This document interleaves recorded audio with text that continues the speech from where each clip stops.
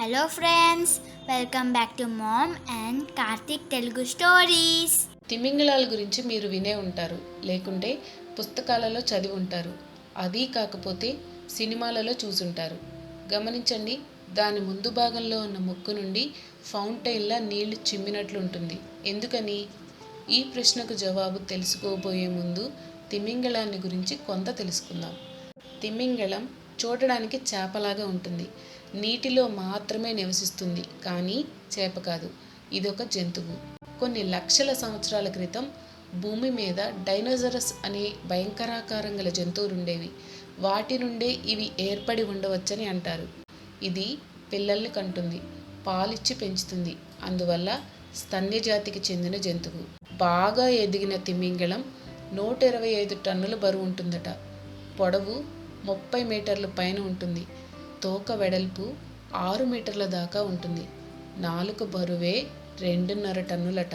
చేపల్లాగా దీనికి మొప్పలుండవు. తల ముందు భాగంలో ముక్కు ఉంటుంది. మనుషుల్లాగా ఊపిరితిత్తులుంటాయి. శ్వాస పీల్చుకోవాలి కదా, అప్పుడు నీటికి పైకి తల పెడుతుంది. అలా 5 లేదా 10 నిమిషాలకు ఒకసారి చేస్తూ ఉంటుంది. నీళ్లలో మునిగినప్పుడు ముక్కు రంధ్రాలు మూసుకుంటాయి. నోటి నుండి గాలి వెళ్ళే దారులు మూసుకుంటాయి. మనం ఊపిరి పీలుస్తాం, విడుస్తాం. అలాగే ఇది కూడా చేస్తూ ఉంటుంది. గాలి పీల్చుకొని నీటిలో మునుగుతుంది. గాలి అయిపోగానే నీటిపైకి ముక్కు పెడుతుంది. ఊపిరి విడిచిపెడుతుంది. అప్పుడు పెద్ద శబ్దం అవుతుంది. దానితో పాటు ఫౌంటైన్ లాగా నీరు చిమ్ముకొస్తుంది.